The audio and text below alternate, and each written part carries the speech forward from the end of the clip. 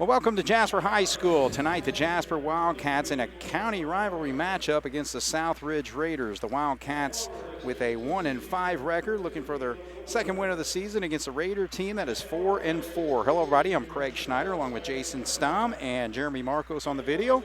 And Jason, of course, tough game the other night against the Evansville North Huskies, and actually they lead the Southern Indiana Athletic Conference 3-0 on this season. The Wildcats are 1-2, but now it's kind of getting away from the conference ball games for a little bit here, where we'll take on Southridge tonight, a game that we've had to reschedule. This is the third date that we've had for this particular game, but it's a Southridge team. I mean, they're under the gun as well.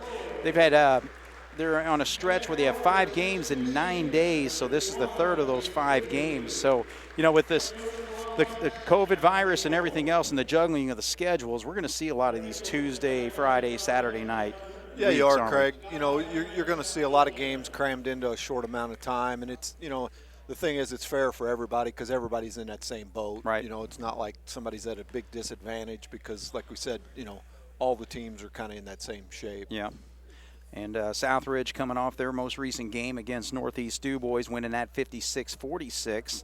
And they also knocked off Tecumseh last week 62-41. And, it's a Southridge team that obviously is led by Colson Montgomery. He's in his senior year, number 23 out there getting ready to jump against Connor Foley for the Wildcats. And Southridge will control the tip. But it's a Southridge team that we're probably going to see maybe six or 7 players out there. So, again, a lot of scoring is going to be relied upon. And right there is Sam Summerside, who misses that layup. But, it's a team that's starting to play some pretty good basketball right now. They've won their last couple. Yeah. Again, they're probably just now getting into the flow of things, too. They were out also with, some missed time because of the COVID stuff. So, it takes teams some time to get the rhythm and like you said, they don't play near as many guys as what Jasper does. So I think that, can help, when you're not playing that many guys. You get a little better rhythm, but, Coach Gable's trying to find what's going to work for him. So, he's been running guys in and out quite a bit. Right. So we'll see how it continues tonight.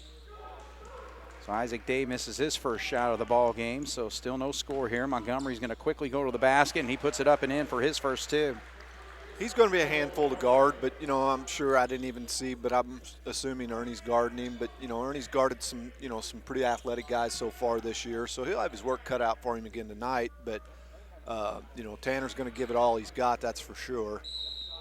Tanner actually draws the contact on that jump shot, so Tanner, again, really trying to assert himself offensively. He's been doing a great job. He had 13 points the other night, and so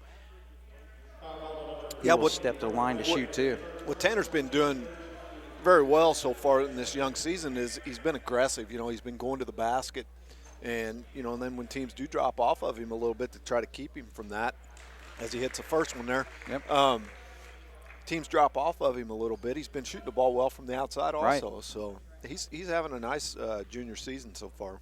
Averaging 10 points a game, and he misses the second one, so 1 of 2 on that trip there for the Wildcats. 2-1 Raiders lead just underway here, Jasper High School.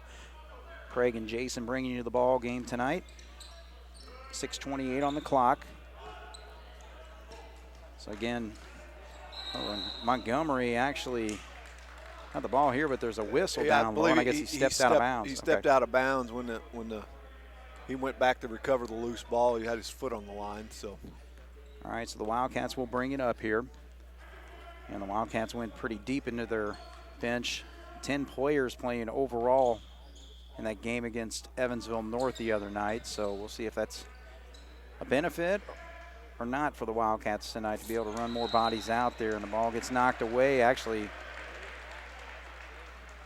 I guess they said it was tipped by Southridge, but went off of Isaac's hand, which Isaac kind of give it a look like, I don't know what you're talking about, but really didn't matter. So, nope. All right, so Southridge leading 2-1. Down low into Sermersheim. He looks for the shot. Good job by Foley to block that off. Good position defensively. There's Berger one-on-one against Gasser as he kicks it out to the corner. Montgomery will launch the three, doesn't go. Good rebound there by Connor. Foley's a big body. You know, we talk about that every night. That, you know, he's long, and there's what we're talking about with Ernie. You know, he's aggressive. He's going to the hoop. There he didn't get all the way there, but he pulled up and hit a nice little 10-foot jump shot. So Cat's going to go full court here, and the ball gets knocked away, and they're actually going to say it went off Wibbler, so Cats will have the basketball. So a 3-2 lead for the Wildcats, 5:19 to go here, first quarter. Appears the referees are, you know, letting them play a little bit tonight. I mean, there's been a lot of bodies, you know, on both ends, and there's haven't called but one foul so far. So that's Ernie with the basketball on the right wing. Berger with it. We'll see if Berger can assert himself offensively a little bit more tonight. Still kind of coming back from that injury that left him out of a few games earlier before we had the long break there. Now we got Gus Heichelbeck checking in. Gus with a great night the other night, 16 points to lead the Wildcats off the bench. So he's getting early action here in the first quarter with 4:49 to go. 3-2, Jasper leads. That's a foul there. As a coaching staff, you don't want to see Foley pick up. You know, it's on the opposite end of the court. You know, he's going to get enough fouls because of his size and the banging that he does. You know, so you don't want to see him pick up a cheap foul like that on the other end. There's good hustle by Berger to knock that ball away, because if that gets through, it's a layup for him. Yeah, I've been impressed as far as Berger and his aggressiveness defensively. So yeah, he's I all mean, over Gasser. we all, you know, get after it pretty well on defense. There's a nice transition basket. See, and that's the thing, when you basically make those plays on the defensive end, they can lead to transition buckets just like that. Yeah, and you know, Jasper's always wants to get the ball and get down the floor with it. You know, even after a made basket, you know, here we go. You know, we're trying to get down there before the defense can have an opportunity to get set up, right. Which, you know, that a lot of times that's a good thing. Berger misses the jumper. Here comes Montgomery. He's got all four of Southridge's points. Jasper leads 5-4. Now there's Gus for a breakaway, and he comes up short on that layup there. So I don't like to see guys take that thing right over the front of the rim like that, right. Unless you're going to dunk it. You know, there's too many things can go wrong. Just like that. He laid it up too strong and, you know, hit the back iron and come off. Isaac Day trying to make a quick move there and can't get it to drop as well. So 2 easy buckets for the Cats don't go. 5-4 is still our score. Jasper with a 1-point lead, 3:38 to go here in the first, and there's a whistle, and that's going to be on Ernie. So Ernie's drawn the tough assignment of guarding Colson Montgomery. Colson's another one of those players where one guy's not going to stop him. I don't care who you are or what kind of defense you can play. You know, when he gets the ball and he puts his head down and wants to get to the basket, he's going to get there. So you've got to have some, you know, some help defense on him. So Coach Gable put Englert in there to try to keep Ernie from picking up a second foul here early in the first quarter. Still 5-4. Jasper with a 1-point lead as Gus makes a move down there and gets the roll there. That's Gus's signature move, the little shot fake one way and then the up and under. He does that very well. Cross-court pass now back over to Montgomery. Makes the move down low, so he's really looking to assert himself against the Wildcats tonight. So he's got all 6 points for the Raiders. And we got a timeout. Jasper 7, Southridge 6 here on 18 WJTS. All right, so the Wildcats with the basketball after the Southridge timeout. Southridge coached by Mark Royer. He's in his third year with the Raiders. Had 6 years at South Knox prior to the time at Southridge. He won 2 sectionals for South Knox. So the ball gets knocked out of bounds, and Southridge will have it. You know, we were talking about Jasper playing a lot of players. You know, you look out there on the floor now, Isaac Day's the only starter out there. You've got Englert in there, Allbrand, Beekler, and Heichelbeck. So, you know, I mean, it appears that Coach Gable's trying to keep up with this, you know, playing a lot of guys. Right. Long three-pointer not going there for Montgomery, but a rebound comes down to the Raiders. That's Whitehead with it, number 20. He scored 16 in his last 2 basketball games, so he's a good shooter himself.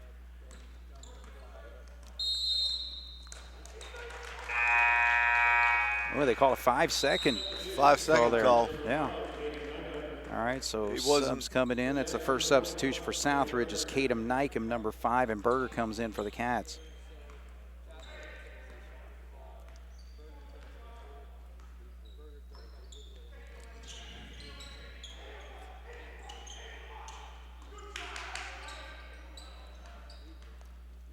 Southridge in the man-to-man. Good post down there, and that's just what the Cats need to be able to utilize Heichelbeck for this offense. Yeah, you got to, you know, Gus has got some size inside there, and you know, if he gets good post position like he did there, you got to get him the ball. Yeah, that's one thing Coach Gable talked about the other night is that they need to try to get him in better scoring positions. Even though he did score 16 the other night, they think down the blocks is his best spot. Montgomery aggressive to the basket, and I think Gus is going to pick up a foul here.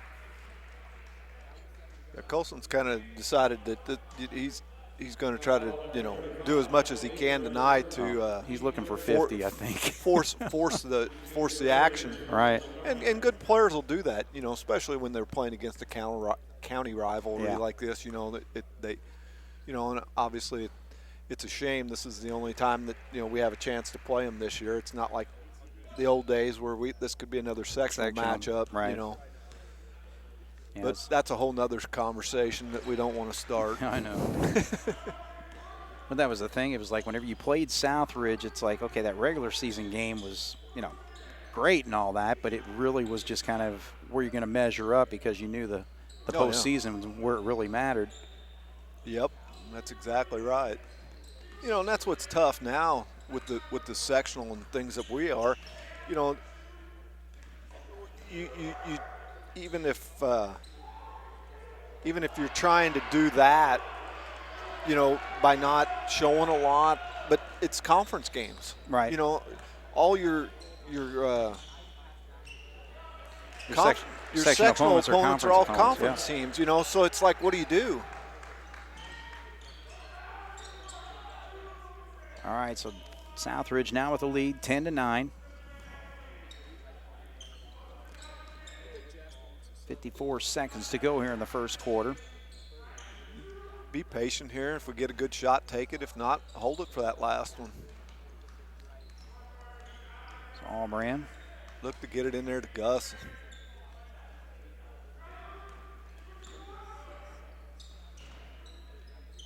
Down to 33 seconds.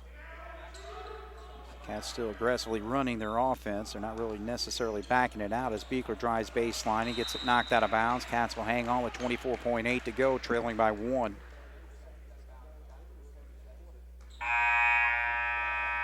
So Wibbler's going to check back into the ball game.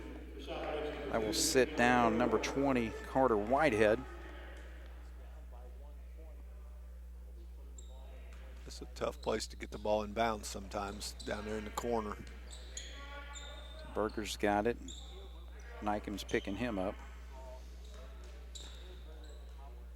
So now the Cats kind of back it out to run it down to maybe 10 seconds before they'll start to run their play. We're at 12 right now.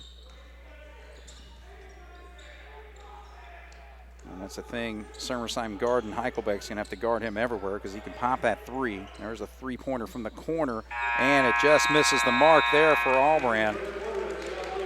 So Southridge finishes the quarter leading the Wildcats by 1, 10-9 here on 18 WHATS. Jasper Wildcat basketball side out against the Southridge Raiders tonight. Raiders with a 1-point lead as we start the second quarter, 10-9. Montgomery has scored 8 of their 10 points. Summerside with a bucket as well. Carter Mundy's into the game for Jasper. Foley lost the handle of that one unless Montgomery got his hand on it, but it. Well, that's a mismatch with Goodhue trying to guard Montgomery. There's a drive. Whitehead looking to assert himself offensively, and he hits the shot and will go to the line to shoot a free throw. So first 2 points for Carter. 12-9 Southridge. Mundy picked up that foul. So the foul's racking up a little bit for the Wildcats right now. 4 called on the team in white. The red team has 1. And this free throw does not go for Carter.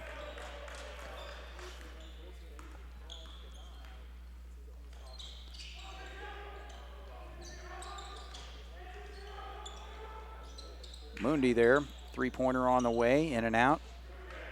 Nykum comes down with the board.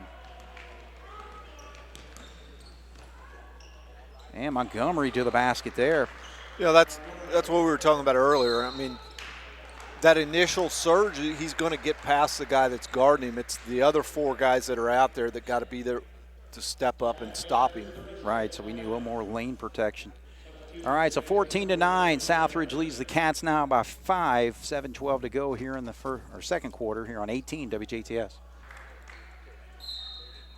All right, so John Gable talked to his troops to try to get things settled down. They're trailing by 5 as Montgomery has scored 10 points already in this basketball game. We were just talking about Montgomery. Well, there's a pass down low as Connor Foley, but they're going to call him 3 in the lane down there, so he camped out a little bit too long. But, yeah, going back to Montgomery, he missed the game against Jasper last year, right? Yes, he did. I believe he was out in Arizona playing in some baseball all-star game or something out there. So if he wants to keep up with his 20-point average, he's going to score 40 tonight to try to do that since he missed last year's game, right? Yeah, I guess. That's kind of my dumb math for you. All right, Summersheim up and in for his 4th point. So now the Raiders starting to spread things out here with a 7-point lead. Cats have got to get something on this possession. Tanner Ernie will dribble back up top. They're standing around too much on offense. Right.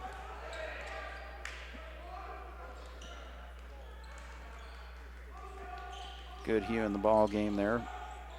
Southridge plays good defense. I mean, absolutely. There was Jasper's missed a lot of easy shots that they don't, normally miss.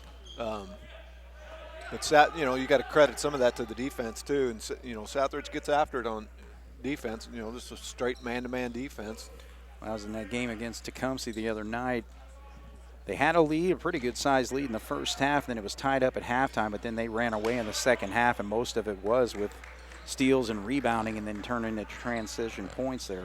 Yeah. All right, so Cats have got to cut in this lead if they're going to stay competitive here. Down by 7. There's good ball movement. Ernie does not drop the shot, though.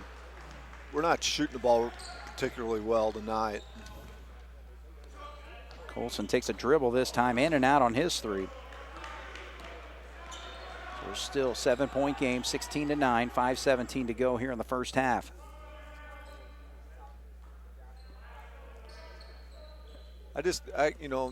From watching, I don't know how many games we've played now, but it just looks like we're still searching for our identity. Right. Of what kind of team are we going to be? Are we going to be a shooting team? Are we going to be a defensive-oriented team? It just looks like we're still looking for that identity. Right. And I don't know. I'm sure as a coaching staff, it's very frustrating. Trying to get things figured out, but.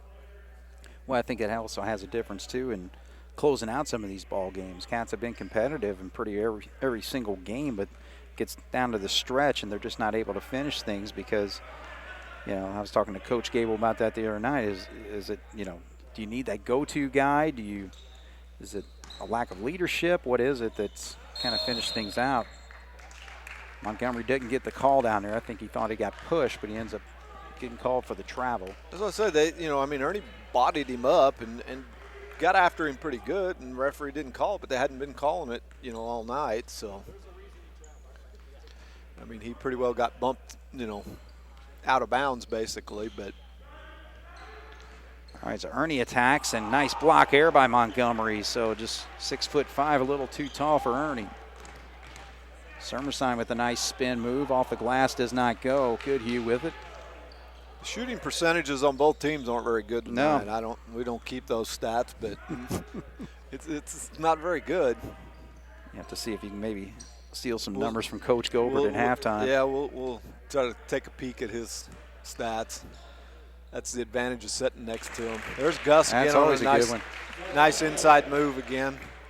So again, that's that high percentage play, and Gus has got great touch around the basket. Probably what the Cats need to do is see if we can get him underway. So he's got 6 of the Wildcats' 11. They're still trailing by 5, 16-11 with 3:30 to go here in the first half. Nice position down there by Sermersheim to get that easy bucket. So that's what you can't let happen, though. I mean, you just gotta have better low post defense than what we had right there. 18-11, Southridge leads. Three-pointer doesn't go there for Day, but a nice follow by Tanner Ernie. 5 points for Tanner, halfway to his season average. 5-point game. Raiders up. They're going to slow things down a little bit here. They're running a set play here of some sort. Whether they're trying to. Oh. You know, that's the other thing, too, with Montgomery. He's a left-handed shooter as he launches and hits that three-point shot. You know, of course, he's a shortstop in baseball, so obviously he throws right. He throws right-handed, bats left-handed, and shoots a baseball or basketball left-handed. I think he threw a football right-handed when he played football. Yeah. So we're gonna have to find out which hand he eats with, I guess, right? Yeah, I guess that's about the only plays thing guitar. left. Yeah, the only thing that's left, really. All right, so Day gets in there but can't get it to go and gets his own rebound. Still can't get it to drop, so he's having a tough time tonight. And Raiders have a chance to extend this 7-point lead or 8-point lead, 21-13 right now. See if Well, like I said, I mean, you know, we're getting to the basket, we're getting shots, but we're just not converting anything. Nykum gives up that opportunity for a 3, drives to the basket, but gets it knocked out of his hands. They'll keep possession, so Wibbler's going to check in. And Albrand's coming in. Carter's going to sit. And also Goodhue sits down, so Beekler back into the ball game. And again, what's that combination of 5 for the Cats that works best for them? And that went off Montgomery. There we go. Good eye there by the official. But, yeah, I think that's really what Coach Gable and Coach Albrand are looking for down there. Yeah. I think, you know, you got to get settled into that, you know, primary 5 players, I think. Yeah, and you know, right now that's obviously, you know, they're looking for that. You know, I mean, you're at a disadvantage because you don't have everybody here all the time. Like Isaac Himes missing now. Right. Isaac Himes missing, so you know that, you know, Gus was missing, Foley was missing, Englert was missing. You know, it seems like there's. And it's not an excuse. No. You know, I'm not by no means saying that because everybody's in that same boat basically. Yeah. But you know that doesn't help that situation.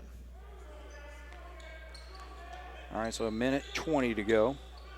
Heichelbeck tries to make a move, spins around. They're going to call him for a travel. I don't know if he really did lose his pivot foot. I don't know. I wasn't watching it that close, but I mean, that's a move that he makes all the time. Right.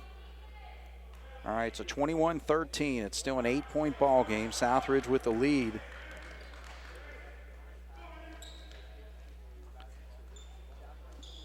It's been a Raider lead for most of the night so far.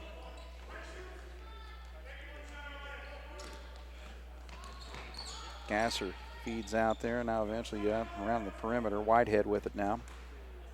Inside of a minute.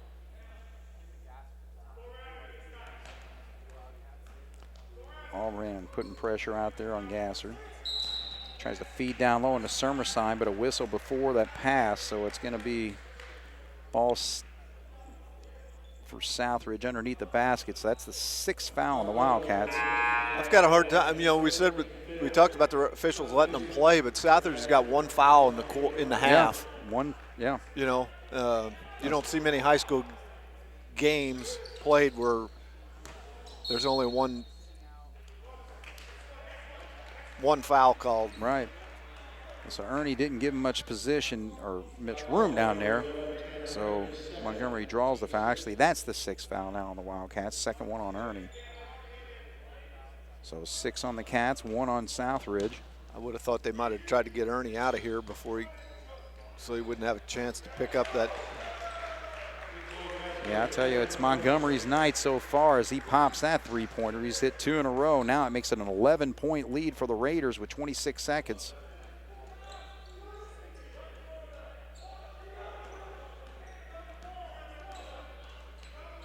to 16.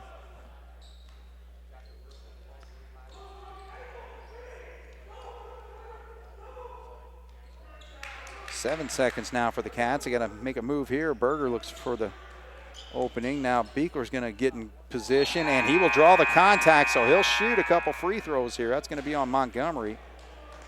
Just the second foul called on Southridge, but it's a shooting foul, so the Cats will have a chance to cut into this 11-point lead for the Raiders as the floor clears and leaves Beekler out there by himself.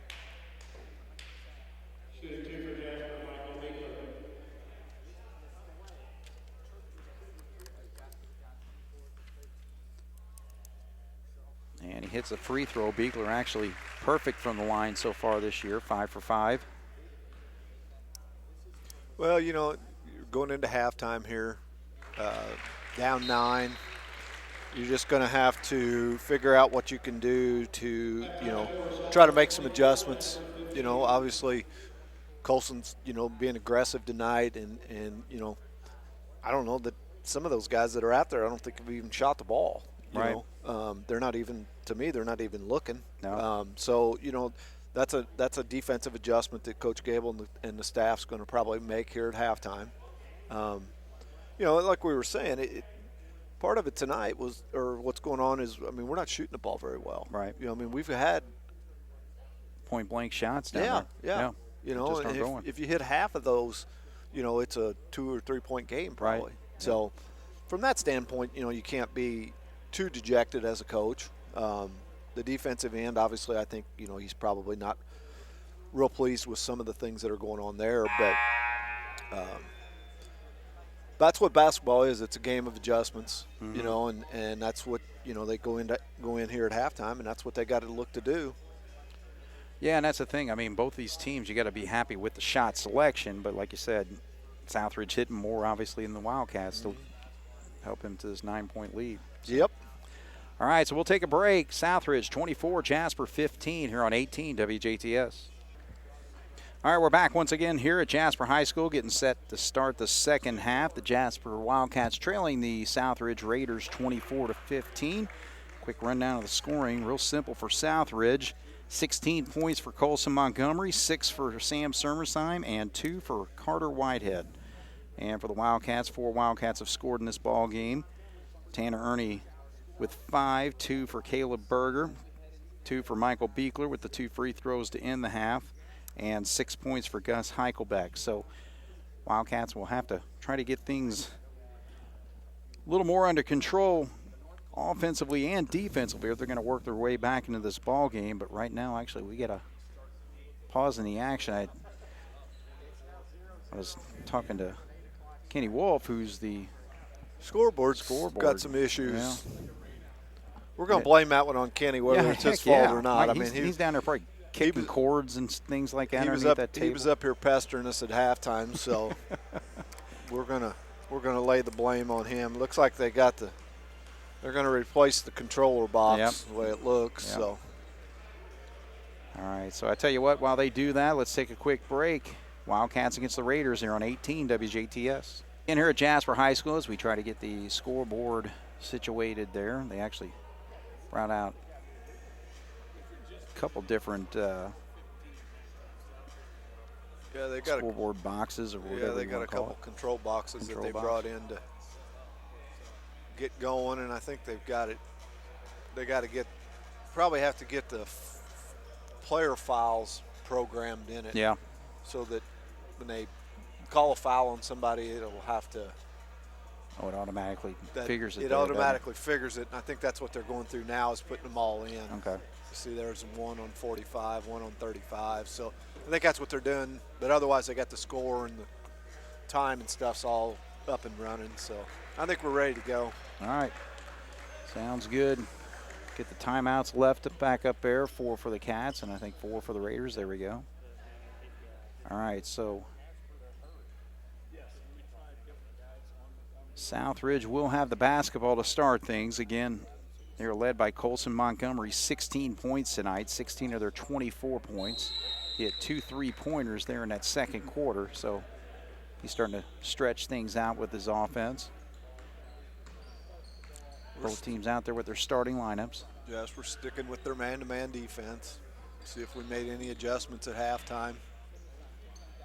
So Whitehead trying to make a move on the baseline, doesn't go. So here comes Day. He's going to have to try to find some offense. Berger cannot get that to go, and actually this will go off of Gasser, so Cats will hang on to the basketball. Caught a break there. All right, 24-15. We played about 25 seconds of the third quarter here, just underway. Cats got 2 points to end the half with the 2 free throws by Michael Beekler. We'll see if Foley can get something going offensively for the Cats down low as Day drives baseline, kicks out, three-pointer on the way, does not go there, and good rebound, offensive rebound there, but a hook around pass to Connor Foley, but he cannot get the shot to drop. It's just the shooting struggles continue. Right. I mean, there's, in the first half, Coach Gobert had him, Jasper 5 of 13 for 38%, and it's tough to stay in a ball game when you're shooting that. Right. Right there, we just missed, 3 shots in a row. All right, so Southridge a little more patient in their possession here.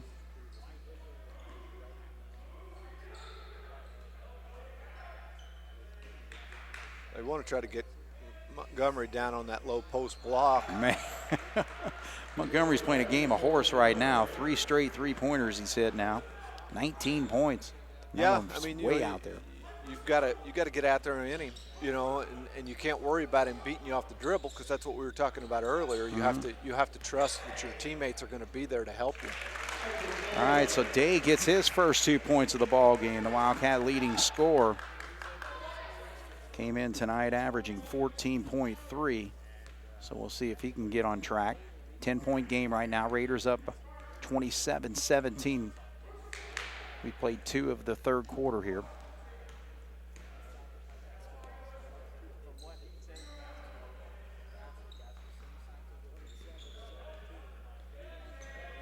Montgomery attacks baseline. They're going to call a blocking foul on Ernie.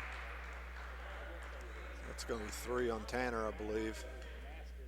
I think he picked up his second right there before the half ended. Yep. So Eichelbeck and Albrand are set to check back in.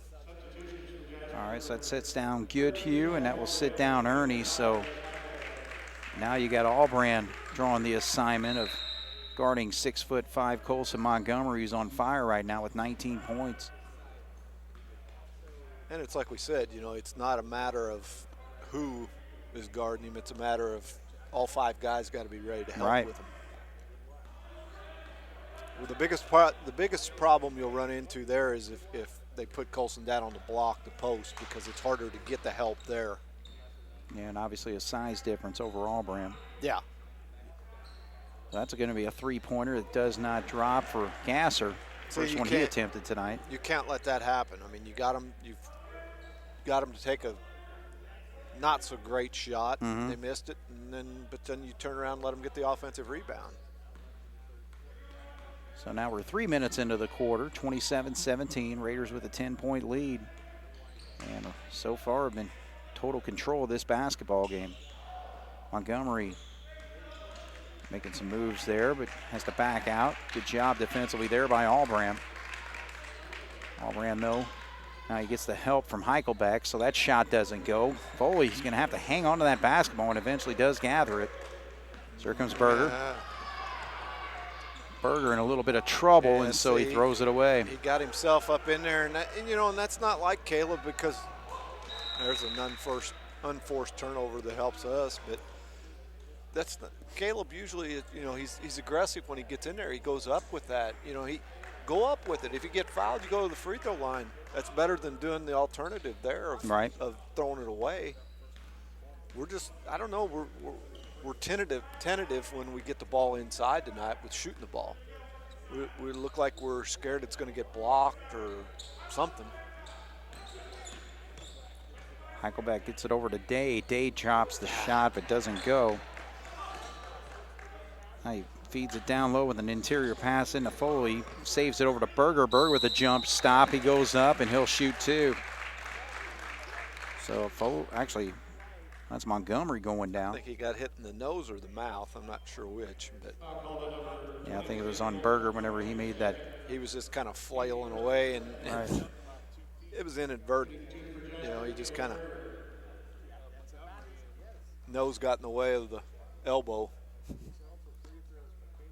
So second foul on Montgomery. Free throw is good by Berger, makes it 27-18. One foul on both teams so far here in the third quarter. 3:55 to go. Berger short on that one, though.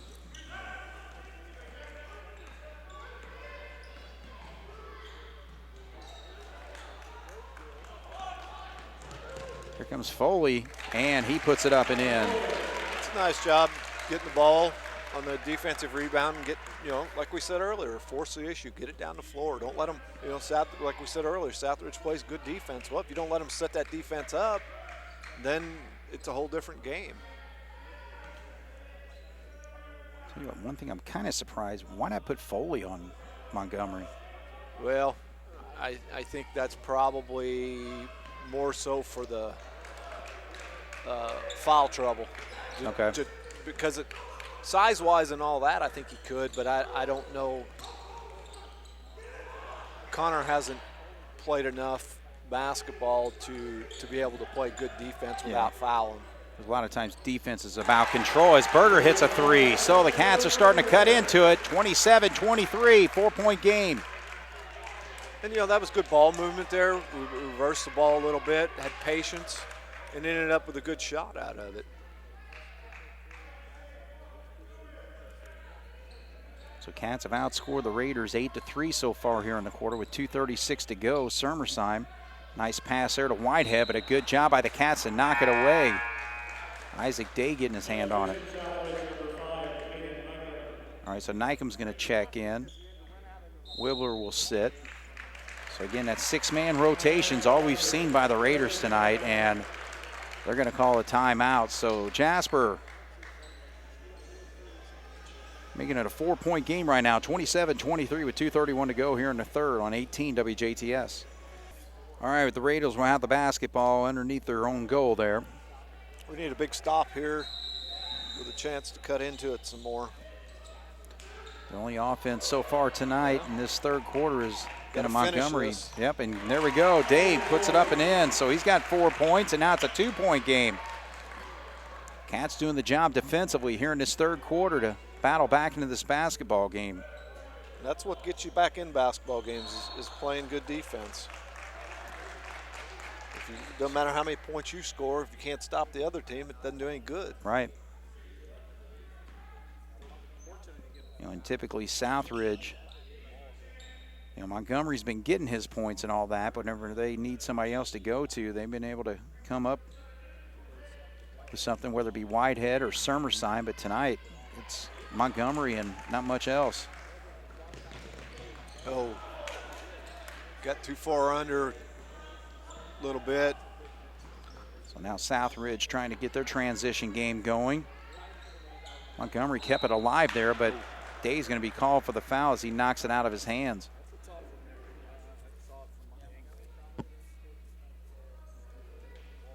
Beekler's looking to check in, I believe.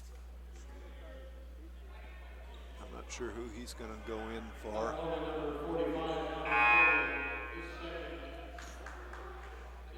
Actually, he's going to go in for Gus. So Foley picks up that foul there. 2 fouls on the Wildcats, 1 on the Raiders. Second foul on Foley.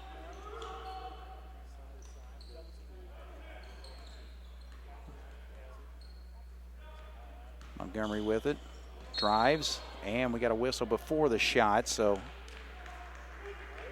Raiders will have the ball out after this whistle. Berger was there, you know, and this is something that I preach at the 6th grade level. You're there, but you, instead of taking that one extra step to get there, they reach in, and that's exactly what happened there. Foley with a jam, look at that. Made the steal on the other end and hustled down the court. And boy, he just got up quickly on that one. So that ties the basketball game, 27-27 with 1:18 to go here in the third. So we got a basketball game. Jasper's running that little running trap. They don't trap the initial surge, but that first pass, then they're running and jumping, and they kind of caught Southridge off guard a little bit with it. All right, so we're going to take a break. Southridge calls the timeout. We got a tie ball game at 27 with 1:13 to go here in the third on 18 WJTS. All right, so the Raiders with the basketball. They're starting to burn through their timeouts. They just have 2 left for the rest of the game here. 27-27. Cats were down by double figures a couple times in this game. Now Montgomery's going to launch a 3 and misses there. So he had a long one to start the third quarter, but Raiders have not been able to score since. Just 3 points in this whole third quarter. Day gets the ball knocked away, and the Raiders come up with it. So that's Gasser, and it's going to be Albrand. He's going to be called for the foul as he tries to make the steal right back. 52.6 to go. Raiders with the basketball. It's the 4th foul on the Wildcats, 2nd on Albrand.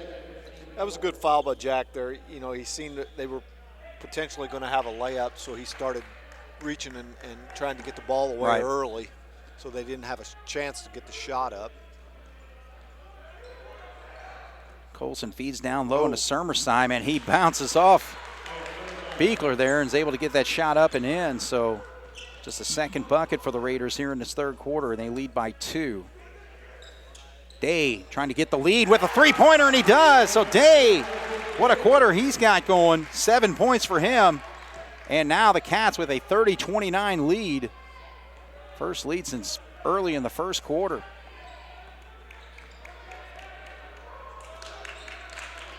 Down to 18 seconds. Whitehead with it. Got to have a good defensive stand here, force them into a tough shot.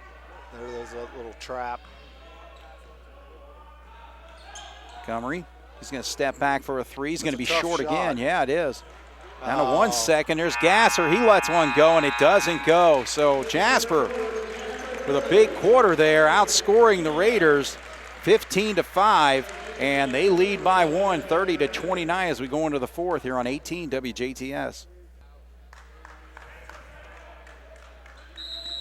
Jasper with the basketball and the lead to start the fourth quarter, 30-29, battling back, trailing 24-15 at halftime.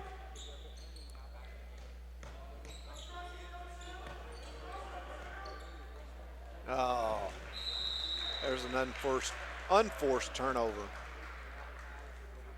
That's just sloppy. You know, you come out of the break there and you've got I'm sure a set play tried to call, you know, to run, and then you just force it.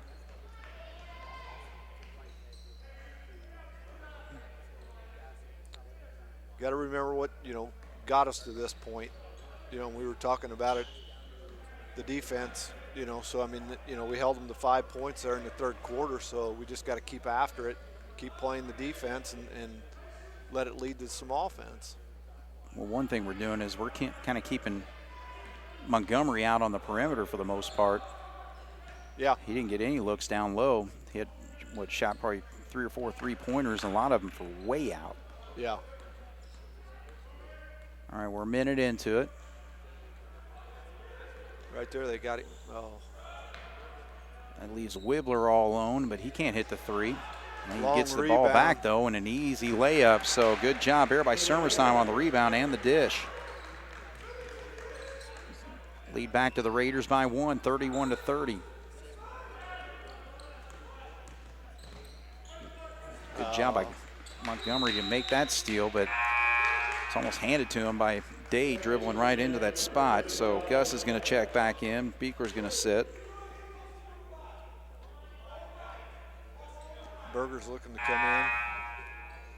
All right, so Coach John Gable works his substitution magic. Yeah, we've played, 2, 5, 10 guys again tonight. Yeah.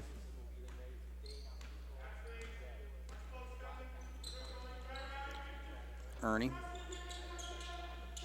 So we can get Gus matched up against Wibbler down low because he's got the size advantage. Yeah, right so there. It's a post.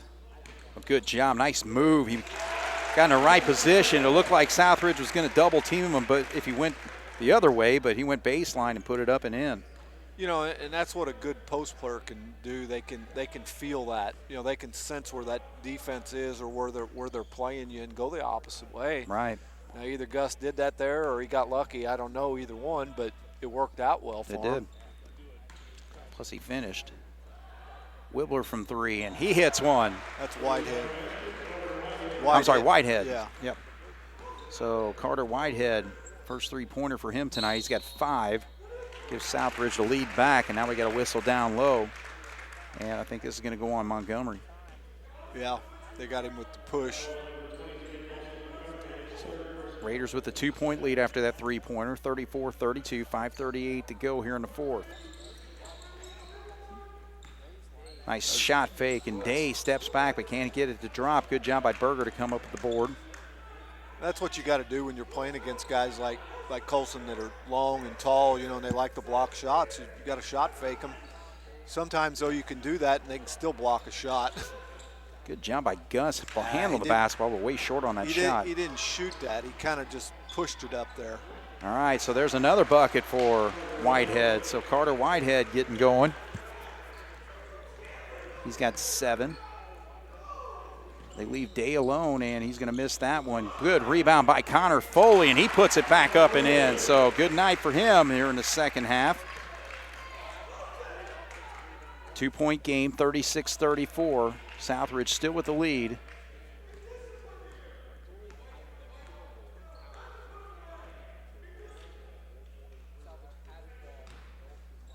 Double team on Montgomery, so he dishes it back. Now Whitehead with it. They'll be patient. I mean, you know, that I don't think they don't average a lot of points. I think, you know, they run their offense and get good shots out of it. And they got the 2-point lead. They don't need to here, you know. Pass the ball around, make Jasper play defense.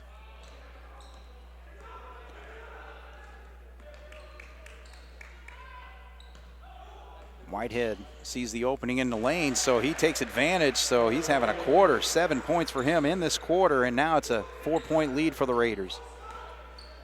Connor Foley with the spin move, but can't get it to go. He kind of had to work his way around Sermersheim, who was on the floor there. So Southridge gets the rebound, 5:52 to go.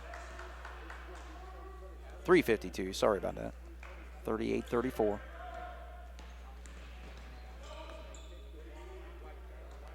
Whitehead really wanted to shoot that shot. Yeah, he did. I mean, he was open, but again, you know, you're up 4 with 3.5 minutes to go. You know, you don't need that right there.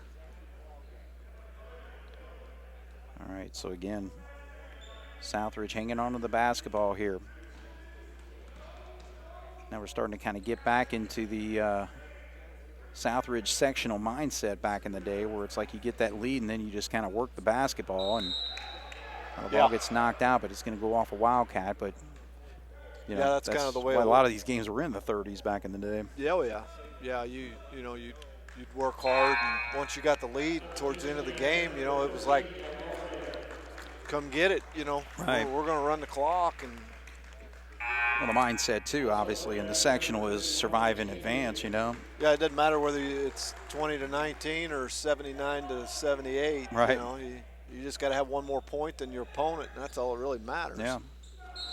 Good position there by Sermersheim, but Gus is going to have to foul him from behind, so he doesn't hit the shot. He'll shoot 2. All right, so now it's the Wildcats having to try to find their way both offensively and defensively.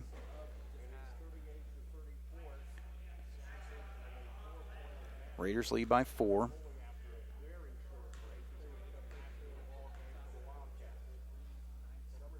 And Sermersheim in and out on that free throw. So the Raiders have shot 4 free throws, have hit 2 so far tonight.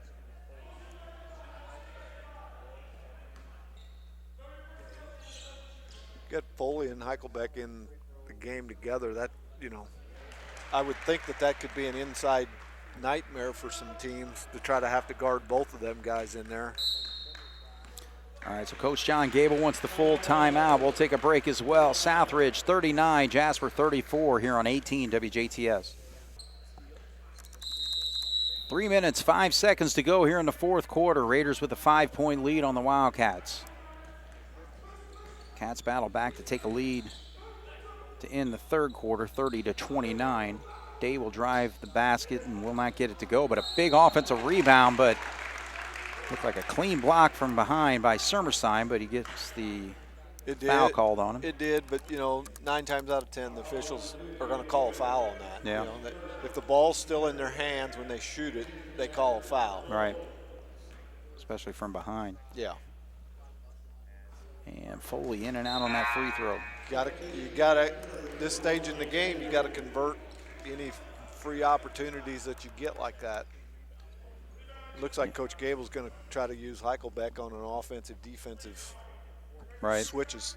Get him in on the offensive end when he can, and Goodhue in there to play defense. Right. So Jace is in right now. Foley will get the second foul shot. And looks good on that one. Jasper's going to pick up full court here, try to force him into a turnover.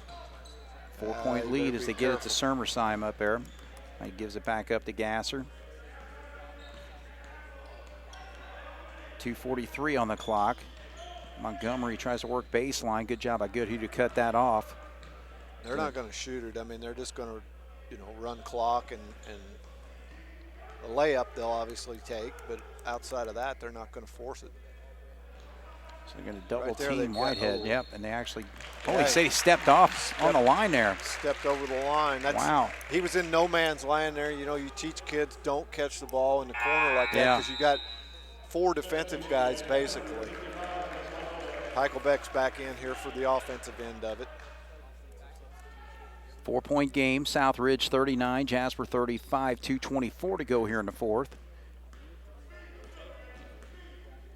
Got to have a productive trip here. Some points. Doesn't have to be a 3. You just got to score some points. Day working off the screens there. Now he gets it up top. So I'd like to see Heichelbeck set that screen and roll to the basket because they Foley switch it. trying to make a move in the lane there. Now Albrand doesn't take the jumper that was there. And Tanner Day is just going to lose the handle of the basketball. Coach John Gable getting on the official there, thinking there was contact that caused him to lose handle of the ball. Still talking with the official.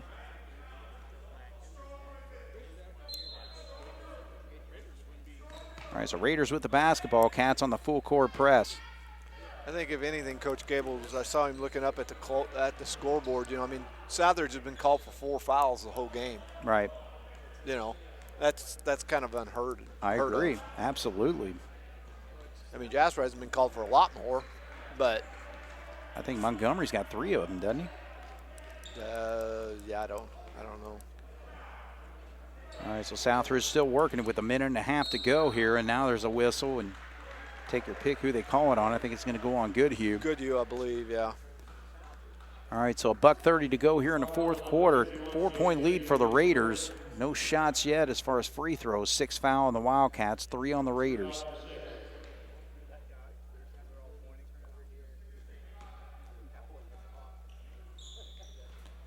All right, so we are really deep into crunch time right now as Montgomery handles the basketball. And he throws it away. And what did they call? Kick. Oh, man. They said it went off of somebody's foot, but obviously from where we're at, it's hard to see that or tell, but yeah, John Gable is irate right there at midcourt.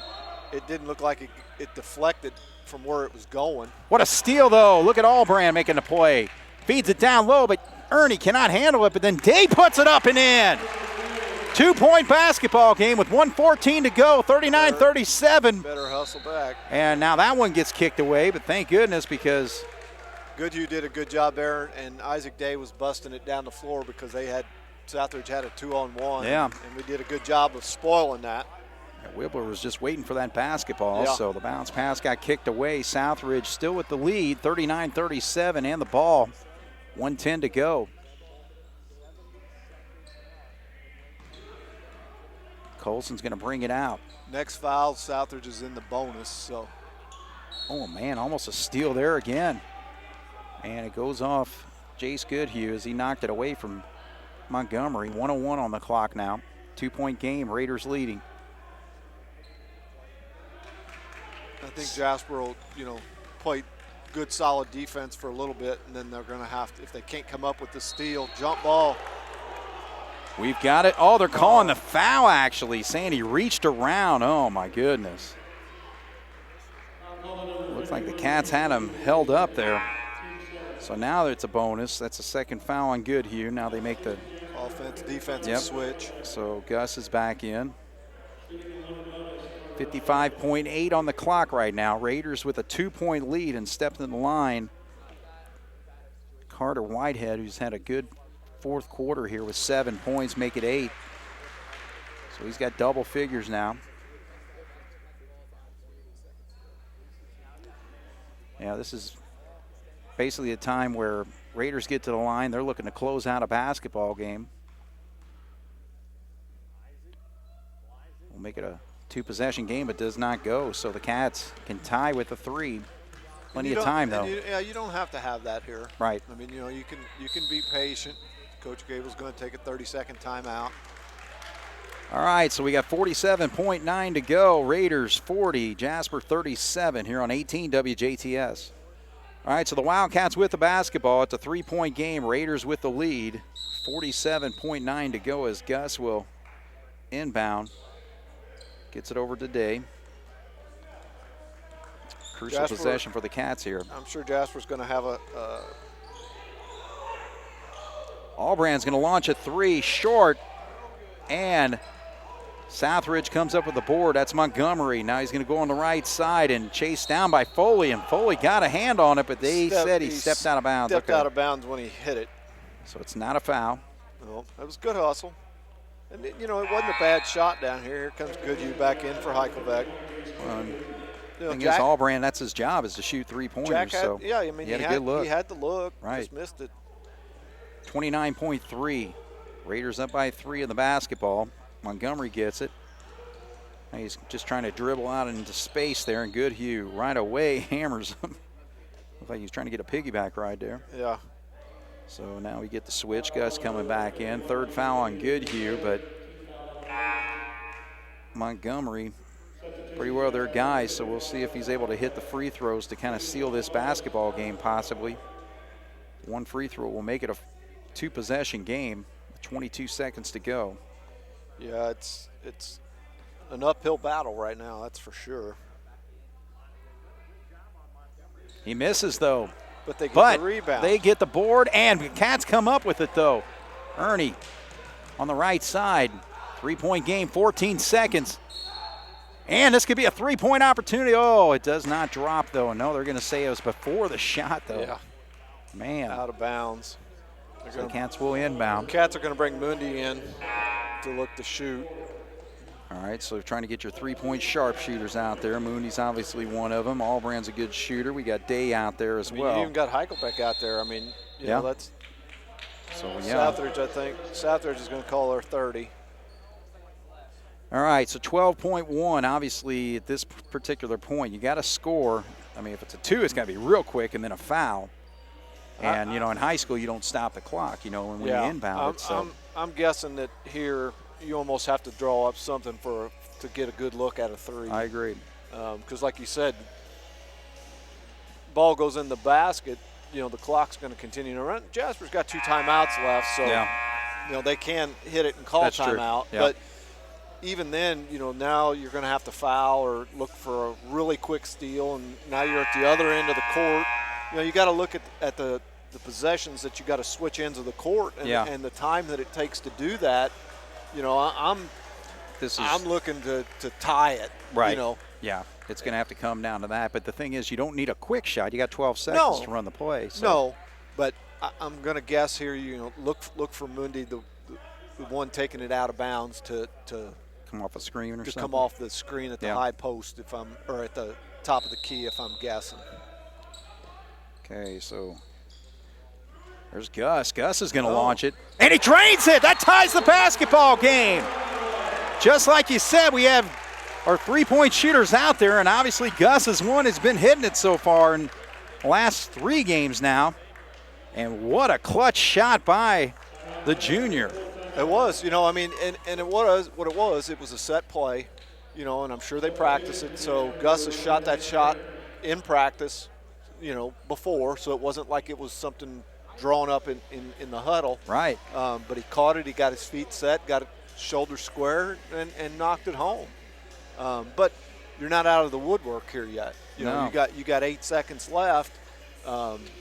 If I'm them, I'm trying to keep the ball out of Colson's hand. But there's a lot of times when that happens, and Colson's a very unselfish player. Right. If he does get the ball, he doesn't care whether he wins the game with a game-winning shot or if he finds one of his teammates to do it. So that's where you got to be very careful that you don't overplay him to try to stop him. Because, like I said, he's a very unselfish player, and he will pass it to his teammate for them to have the opportunity to win the game too. So, all right, well, they got 8.5 seconds. I wouldn't be surprised if they try to get this to half court and call it their last timeout. But I could be wrong. You better watch the long pass to Colson. Yeah, because, again, and you got to watch the foul as well. Oh, my goodness, he did. Traveled. All right, oh, my gosh. Kasser's going to have to play around with it. Now it's down to – and then the clock wasn't even running. What in the world? Coach John Gable is not happy with the scores table as the clock did not start. And we only got 7.3 on the clock right now. Now the official's going to huddle here. Well, there's 8.5. 8.5. Yeah. All right, so we'll see what the officials say they're going to run it down to. Man, oh, man. And that's a home clock operator, too. Yeah, yeah.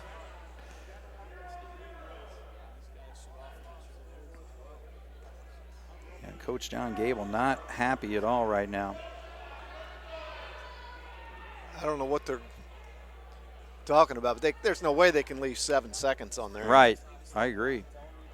Because, again, the ball was inbound over there, and, he touched it. So it's like, Watch it on a replay, Yeah. Between us. The school's got it, yeah. But I don't know. With their 4.9, so yeah.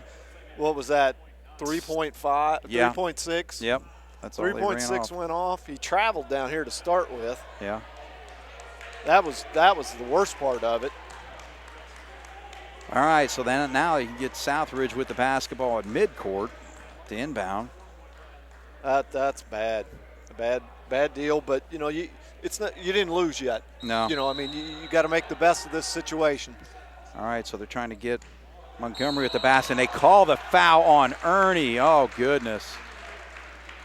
They got the ball into Montgomery, but Ernie was in position where he made contact with Montgomery enough to call the foul, and so it's going to be a 1-and-1. Still 1-and-1, so he went to the line a while ago and missed the first one, so we'll see what happens here. The worst it can be is a one. I mean, it's going to be a one possession, obviously. Right. But you have to. We have to make sure we block out. A while ago we didn't do that, and they got the rebound. Luckily, they threw it away. Right. But we've got to block out right here and not let them. If he does miss it, get the rebound. So Montgomery hits that free throw. On the night, he's just 2 of 4 from the line.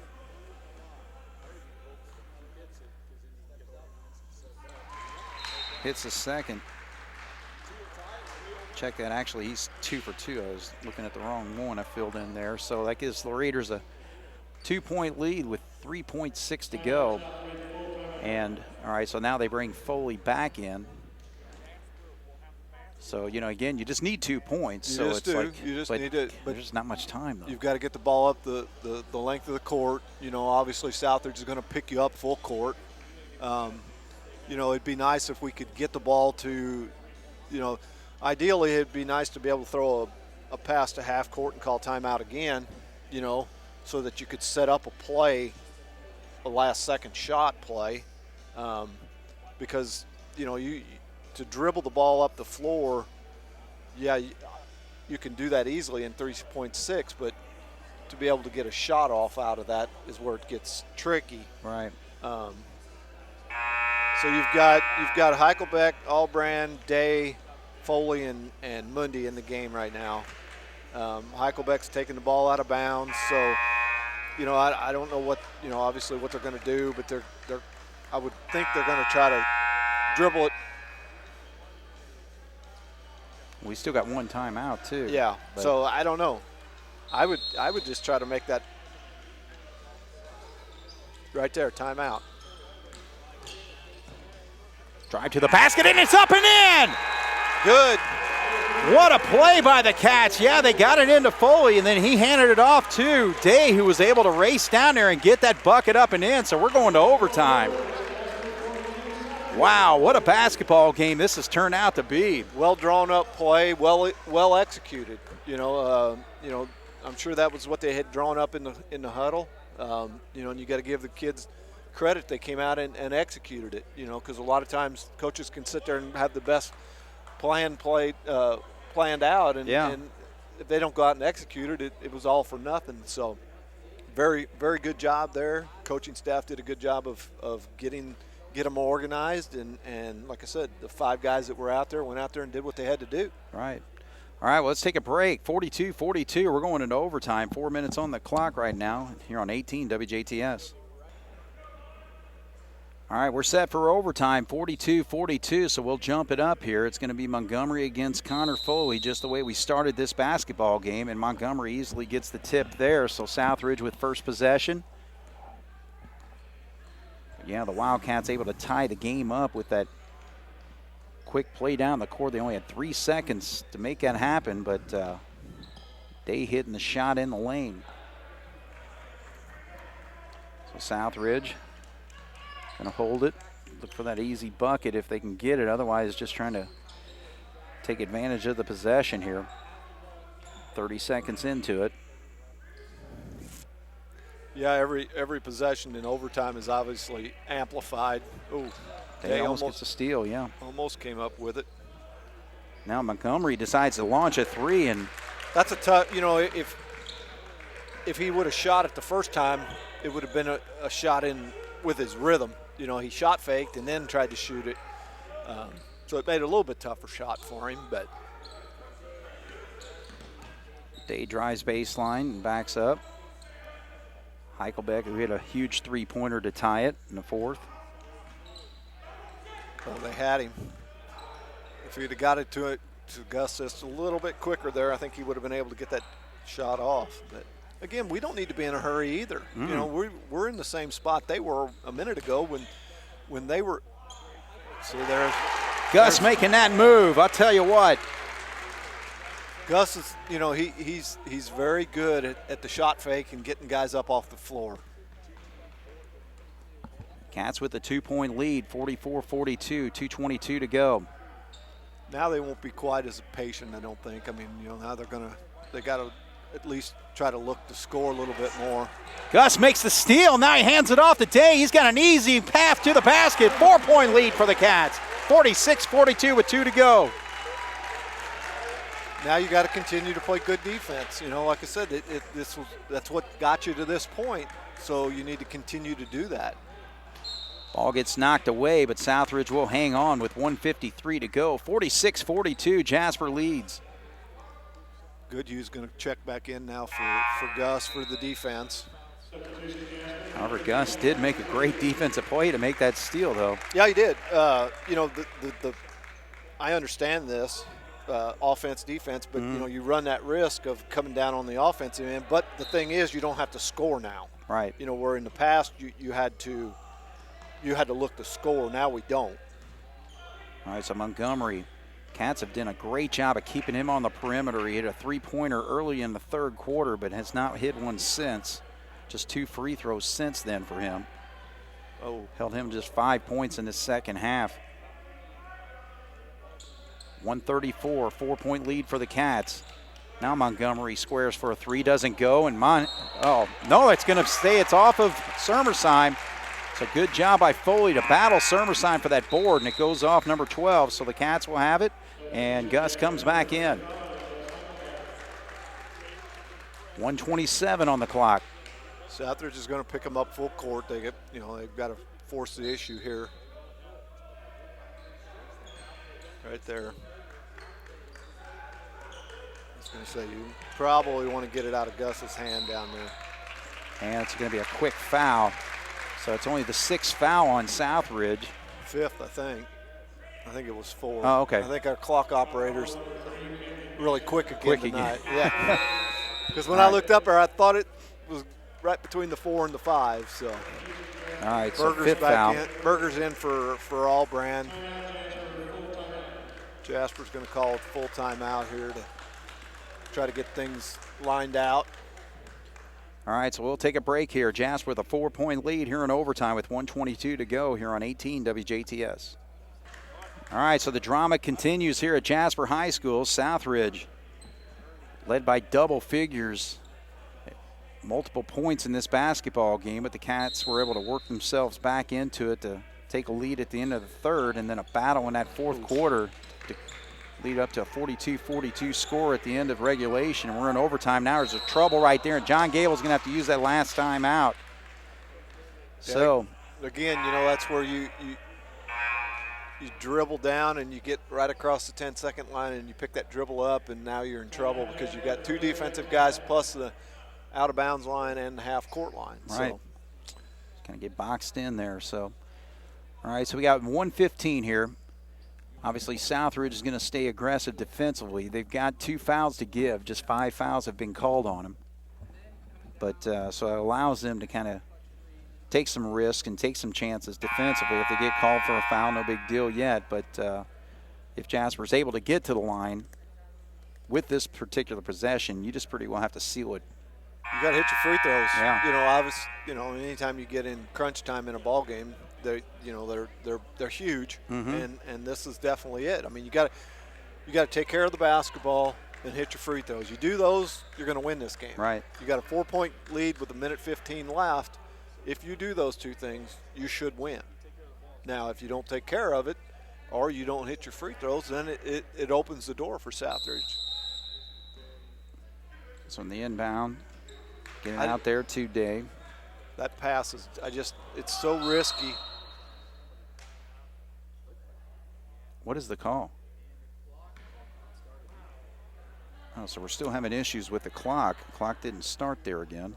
I don't know if it's the operator or if it's the clock. I'm not passing that blame or buck on anybody because. Well, again, they switched the box earlier, and I noticed. Can't remember if it was at the end of the first half or when, but it was like, at least on the middle scoreboard there, it was like on the one side, and now they're starting to run some time off. So they ran 2 seconds off there. Yeah. They switched the controllers on it that time. Yeah. So. Berger in a little bit of trouble. Battle.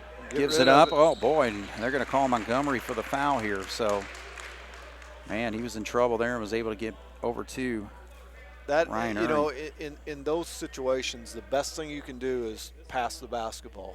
Don't dribble. Don't do any of that. Just pass, because you can pass the ball faster than what the defense can move. Yeah. And you start to dribble, and then all of a sudden here they come and they swarm you. And Colson's a big kid. When he gets around you, he's tough to throw the ball over. All right, see right there, pass it. Now they're going to call the foul on Whitehead this time. The previous one was on Montgomery. He's got 4 fouls. Yeah. So, again, only 8 fouls have been whistled on Southridge this entire game, and 7 of them are between Montgomery and Whitehead. That's 3rd on Whitehead there. All right, so this is where it comes down to for the Wildcats. We got 1:04 on the clock, and we're at the line shooting 1-1. You can extend this lead to 6 points here, 46-42. And Ernie misses, and Cats can't get the board. So what we just said, you can't have that. You can't have empty trips. Well, I'll tell you what, though, the way Montgomery's shooting tonight, let him do those fadeaways all night. Yeah, pass the ball. So Whitehead picks up his 4th foul there, and And that's the thing too. From my standpoint, I like to see those kids pass that basketball. Don't get fouled, because the object is to keep the clock running. So if you're passing the ball, you're not dribbling and giving them an opportunity to come up and foul you. Yeah. If you keep moving the ball and making them chase, they can't. The clock stays running, because right there, that's 2 possessions now we've went down and haven't scored. Right. So Ernie missed 2 free throws on those 1-and-1s. Goodhue did a good nice job. rebound, good position there. Now Berger's going to get a chance. Goodhue did a very good job of blocking out there, sealed his man behind him, and then once the shot was up, he went to get the rebound and did a very good job of that. All right, so now Berger gets a chance. He's got 6 points in the ball game. Still a 1-and-1 bonus, so it's not the 2-shot foul yet. And we miss another one, so 3 straight front ends. The Cats, we're trying now Montgomery launched the 3 and shoots another short one.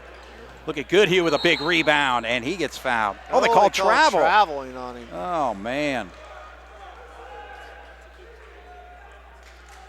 All right, so now you got 28.6, still a 4-point game, 46-42. Southridge is yet to score in this overtime period. We're trying everything we can to let them in it. have an opportunity. Yeah.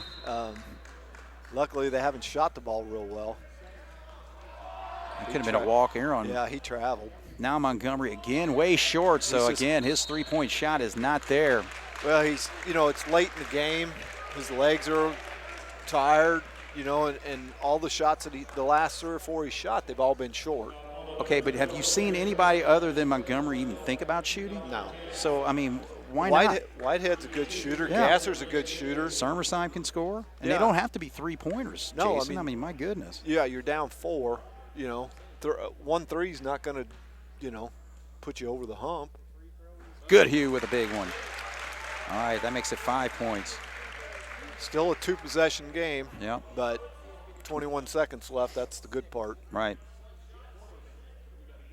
And going to be 2 possessions, needing 3-pointers on both if he can hit this, but Cats cannot do it. Still can't. 1 of 5 down the stretch here in this overtime finish period. it. Gives it up. 3-pointer. It's going to be way short. Whitehead's got the follow, and he'll put it up and in. So now Southridge calls the quick timeout with 10.8, trailing by 3. Still got to be careful here. Obviously you got 10 seconds left in a 1-possession game, so Southridge is going to pick up full court. I wouldn't hesitate to run back out there with that same play that we ran a while ago to score off of. Now, obviously, we don't need to shoot it, but at least get it across the court or half court.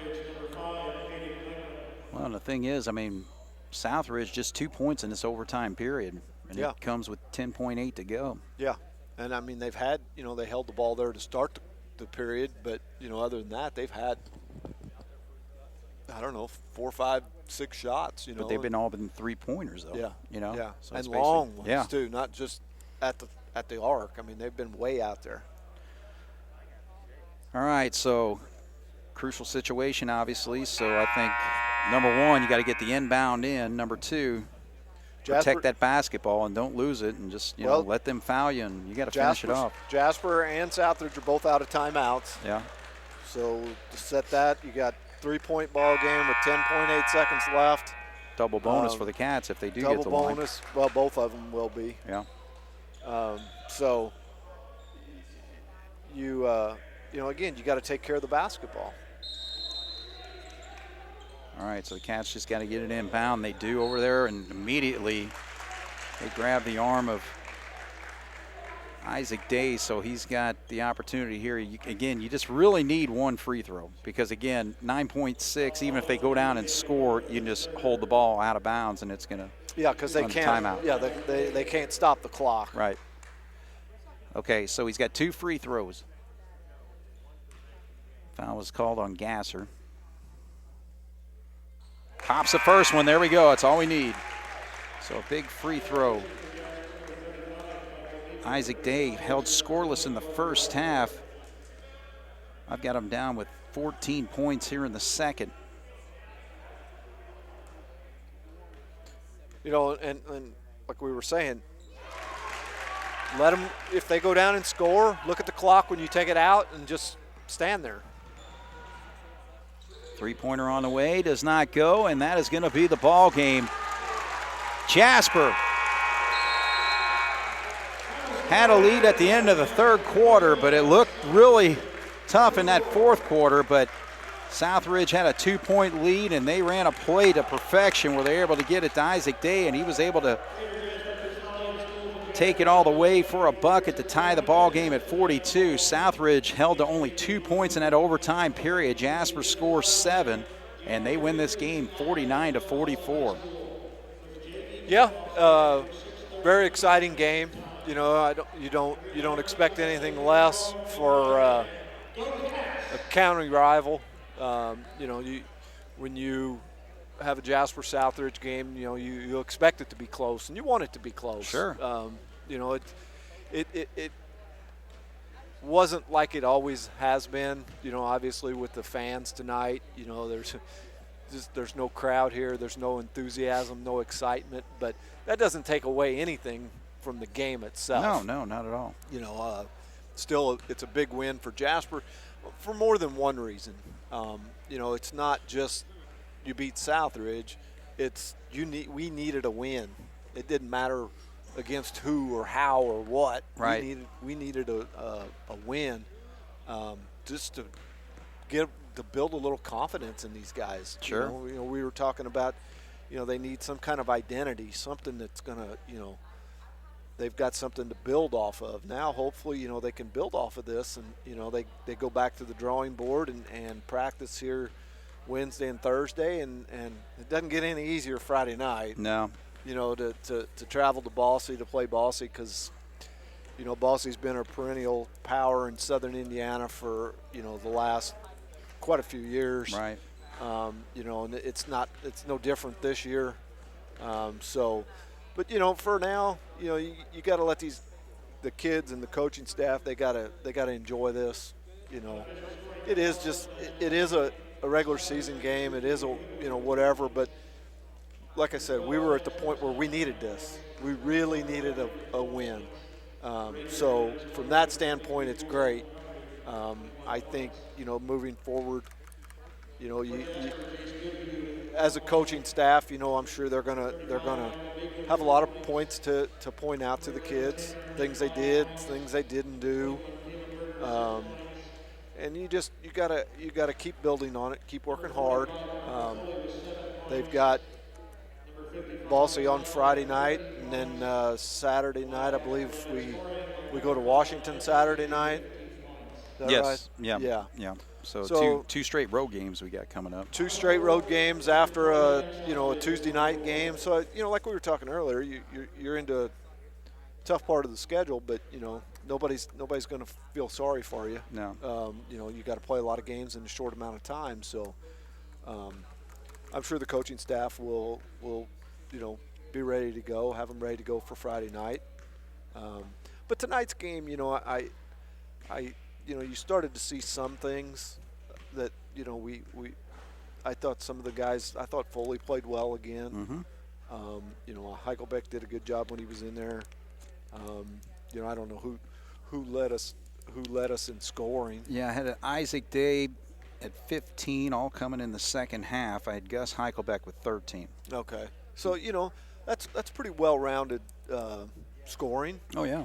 We had 7 players score. Yeah. Well, So- it looks like the coaches are on their way tonight. We don't have to drag on our pregame or post-game speech. So That's true. All right. Well, I tell you what, we'll take a break before they come up here. But man, what a win for the Wildcats. 49-44 here in overtime, and it took a lot of work to get to overtime for them. So, you know, with a 3-pointer hit by Heichelbeck to tie it up at 40, and then the full court. Yeah, the full court play. Press breaker. Yeah, with 3 seconds to go. Good job by Foley to take that inbound play and then hand it off to Day to finish it off. So, all right, we'll take a break. 49-44, Jasper wins over the Raiders here on 18 WJTS. All right, we're back once again here post-game, and we are talking to Caleb Bagley. And, Coach, man, can you catch your breath yet? Yeah, I mean, really proud of our guys. We've been in this situation quite a bit here recently, where we've been down and with less than probably 3 or 4 minutes left, and we finally got over the hump and came up with some really big plays down the stretch, and just got to give them credit. They hung in there.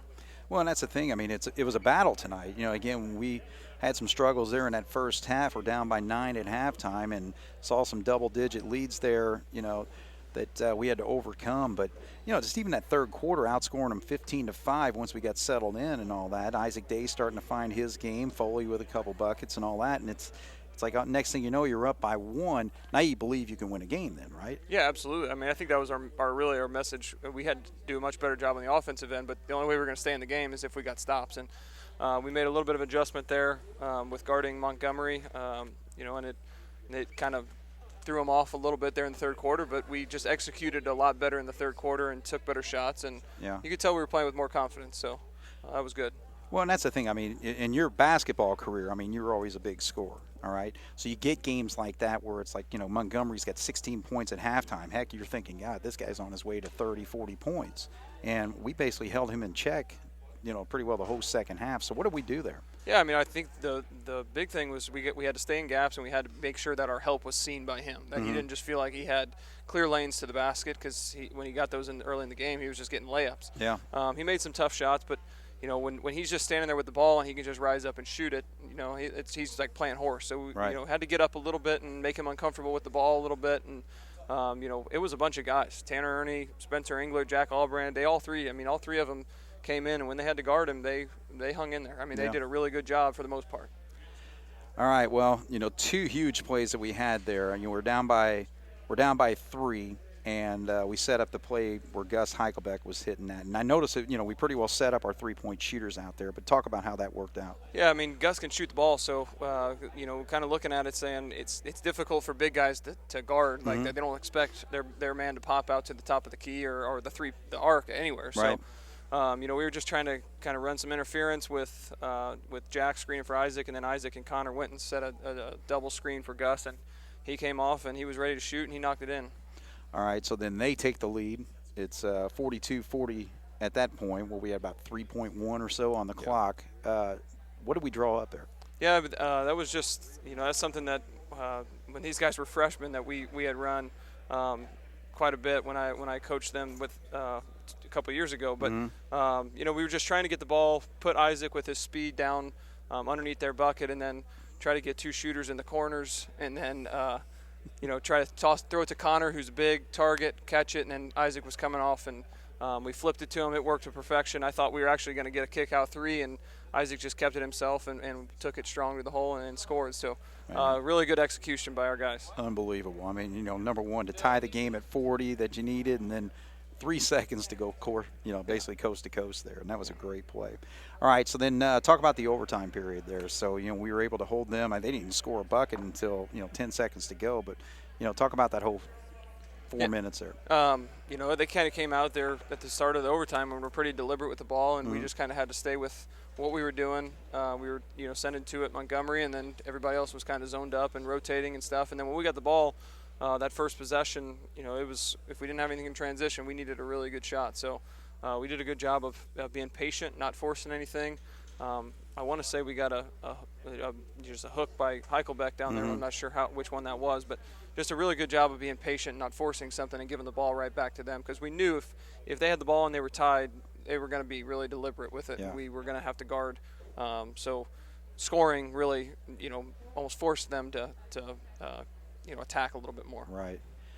What's this win mean? I mean, again, a 1-5 season coming into tonight, and, to get a big win over a good Southridge team. Yeah, I mean, it's hard to say that there's must wins, because, we've been talking about that, but this is something that, hopefully we can build on it, and just a confidence booster. We've been in a lot of these games. It's, it's not like we've been out any of these games we've played so far.